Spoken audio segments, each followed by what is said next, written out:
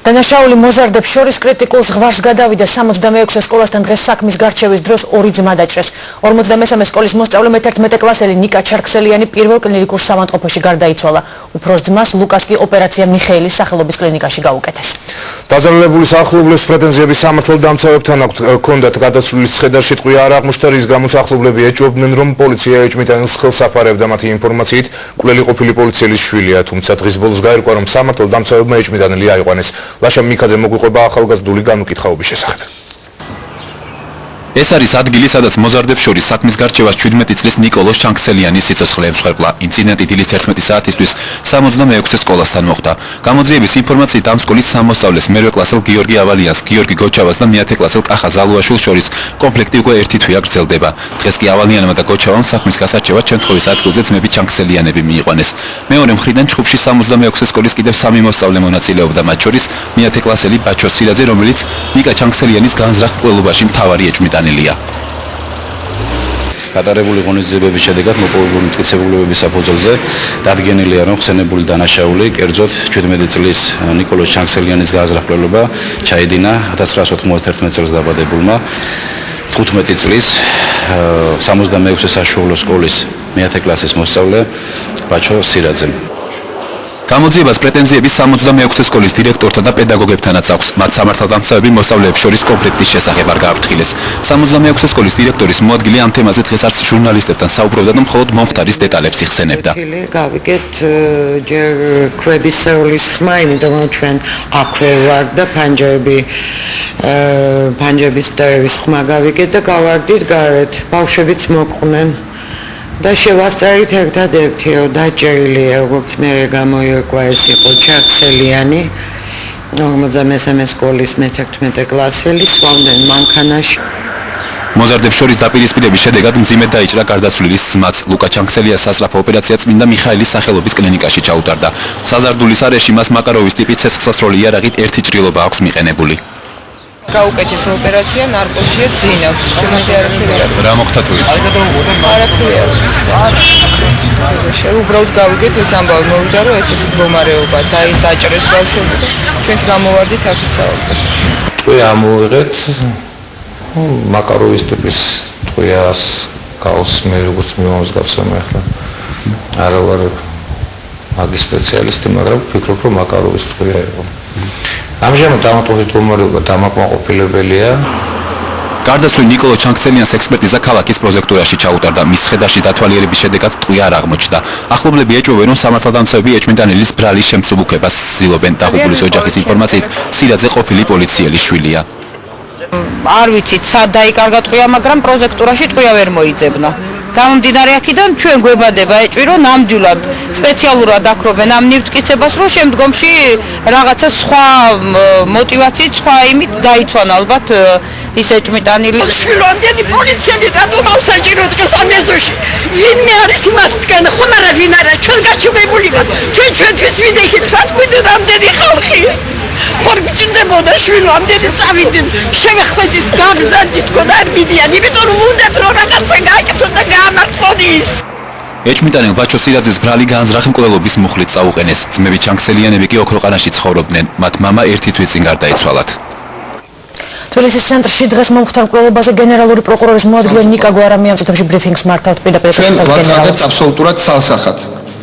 ყველა ესეთი ფაქტი იქნება გამოძიებული არა მხოლოდ მკვლელობის უშუალო მონაწილეების თუ დანაშაულის, სხვა ტიპის დანაშაულის უშუალო მონაწილეების მიმართ, არამედ სკოლის პასუხისმგებელი პირების მიმართაც. გამოწვეულობით იქნება შესწავლილი. შეეძლოთ თუ არა სკოლის ადმინისტრაციას თავიდან აეცილებინათ ესეთი ფაქტი იმ მარტივი ქმედებით, რომ შინაგან საქმეთა სამინისტროს სათანადო თანამდებობის პირს სათანადო დროს სათანადო ინფორმაცია მიაწოდონ. და ყოველგვარი ინფორმაციის დამალვა სკოლაში აღმოჩენილ ნებისმიერ თუნდაც ერთი შეხედვით ძალიან უმნიშვნელო იარაღზე, ან კიდევ უფრო მძიმე ფაქტზე, ან მაგალითად მსუბუქი ნარკოტიკების ფაქტზე. ეს და ამის გაკეთება რაღაცა ცრუ მოჩვენებითი ფასეულობის, როგორც არის სკოლის პრესტიჟი, ამის სახელით არის თანამონაწილეობა ასეთი ტიპის ტრაგედიებში. და ეს უნდა გააცნობიეროს ყველამ, განსაკუთრებით იმ ადამიანებმა, ვინც ძდიან მომავალ თაობებს, ანუ პედაგოგებმა. ასევე ძალიან მნიშვნელოვანია მშობლების პასუხისმგებლობის საკითხი. ამ ასეთი ტიპის დანაშაულებში მთავარი ჩვენი მოკავშირე გულისხმობ სამართალდამცავ ორგანოებს და სახელმწიფო სტრუქტურებს. მთავარი მოკავშირე უნდა იყოს მშობელი და პედაგოგი. ჩვენ თუ ეს ორი მოკავშირე არ გვეყოლა, პირობას ნამდვილად ვერ მოგცემთ, რომ ესეთი ტიპის დანაშაულებას მოვერევით. ჩვენ გვჭირდება მოკავშირეები და ჩვენ გეუბნებით, ვინც უნდა იყოს ეს მოკავშირეები. რადგანაც როგორც ჩანს, ყველა მშობელს და ყველა პედაგოგს არ ყოფნის საღი აზრი საიმისოდ, რომ ეს გააცნობიეროს, ჩვენ უახლოეს მომავალში გულისხმობ საქართველოს პროკურატურას, შინაგან საქმეთა სამინისტროს, საქართველოს განათლებისა და მეცნიერების სამინისტროს ერთობლივი ძალისხმევით ვაპირებთ მოვამზადოთ კანონპროექტი ანტისოციალური ქცევის შესახებ, რომლითაც იქნება ძალიან მძიმე და მკაცრი პრევენციული ღონისძიებები დაწესებული ანტისოციალური ქმედებებისთვის, უპირველეს ყოვლისა მოზარდებზე იქნება ეს გათვლილი, ეს არ არის სისხლის სამართლებრივი სანქციები, ეს არის პრევენციული ღონისძიებები, რომელიც საკმაოდ, ასე ვთქვათ, მძიმე იქნება, მაგრამ თავიდან აგვაცილებს ამგვარ ტრაგედიებს. ასევე ჩვენ ვფიქრობთ, რომ როდესაც ბავშვი ატარებს იარაღს, ცეცხლსროლი იქნება ეს თუ ცივი იარაღი, აუცილებლად პასუხი უნდა აგოს მისმა მშობელმა. იმის გამო, რომ არის უგულისხმურო, იმის გამო, რომ ააზრდის შესაბამისად საკუთარ შვილს და ამით საფრთხეს უქმნის არა მარტო მას, არამედ მთელ საზოგადოებას, როგორც ბოლო ხანებში ეს გამოიკვეთა. ჩვენ ვფიქრობთ, რომ ეს იყო პირდაპირ ჩართვა გენერალური პროკურატურიდან ნიკა გვარამიამ განაცხადა, რომ მოსწავლეების მიერ ჩადენილი ნებისმიერი დანაშაულის შემთხვევაში დადგება სკოლის ადმინისტრაციის და მშობლის პასუხისმგებლობის საკითხი.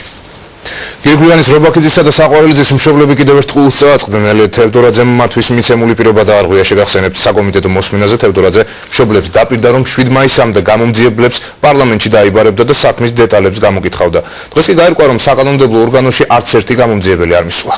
თავად თევდორაძე დღეს ტელეკამერებს გაურბოდა, აშკარა იყო, რომ მას სათქმელი არაფერი ჰქონდა. საპარლამენტო ოპოზიციაში კი განაცხადეს, რომ თევდორაძეს გამომძიებლების პარლამენტში დაბარების გადადება თავად ნიკა გვარამიამ სთხოვა. პროკურატურაში კი აცხადებენ, რომ თევდორაძესაგან არანაირი მოთხოვნა არ მიუღიათ. ვინ ტყუის და რა გახდა სინამდვილეში ამ ფაქტის მიზეზი, ამის გარკვევას ნინი საყვარელიძე შეეცადა. იქ სადაც გამოძიება ჯერ კიდევ არ არის დამთავრებული, მე მოვიწევ რა თქმა უნდა იმ ადამიანებს, ვინც ამას ახორციელებს და რომ მოვისმინოთ, რატო ჭიანურდება ამ საქმის ბოლომდე მიყვანა გამოძიების მხრიდან.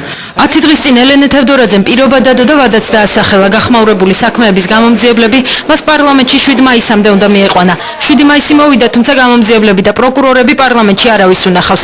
ქრონიკის გადამღებ ჯგუფს დღეს პარლამენტის ადამიანის უფლებების დაცვის კომიტეტის თავმჯდომარესთან ერთადერთი შეკითხვა ჰქონდა, რატომ დაირღვა პირობა, თუმცა კითხვა პასუხგაუცემელი დარჩა.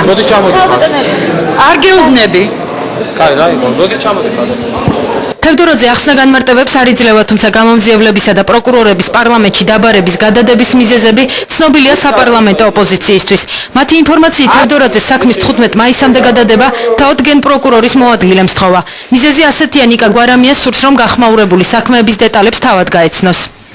ნიკა გვარამიამ, რომელიც მოგეხსენებათ ახალი დანიშნულია, ითხოვა, რომ მას ცოტა დრო ჭირდება, რომ ხმათა საფუძვლიანად ჩაეხედოს.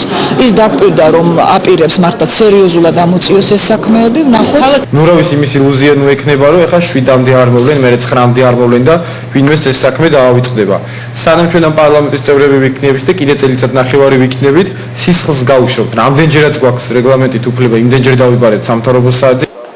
გარდაცვლილი ახალგაზრდების მშობლებს გამომძიებლების პარლამენტში მისვლის იმედი არც მაშინ ჰქონიათ, როცა მათ პირობა მისცეს. მათთვის არაფერი შეცვლილა მას შემდეგაც, რაც შეიტყოს, რომ საქმით შესაძლოა გვარამია დაინტერესდეს. კარგად ახსოვთ ის დღე, როცა გახმაურებული მკვლელობების შემსწავლელი საპარლამენტო კომისიის შექმნას მხარი უმრავლესობის არც ერთმა წევრმა არ დაუჭირა, მათ შორის არც ნიკა გვარამიამ.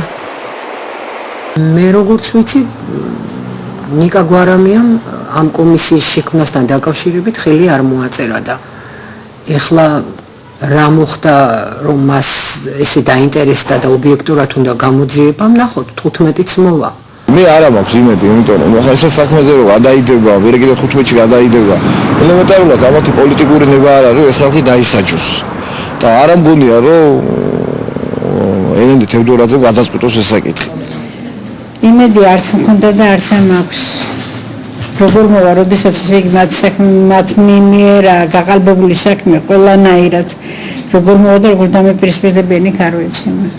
გენერალურ პროკურატურაში არადასტურებენ ინფორმაციას, რომ თევდორაძეს გამომძიებლების პარლამენტში დაბარების გადადება სწორედ გვარამიამ მოსთხოვა. პროკურატურის პრესსამსახურში განმარტავენ, რომ პარლამენტის ადამიანის უფლებების დაცვის კომიტეტიდან მათ არანაირი მიმართვა ან მოთხოვნა არ მიუღიათ.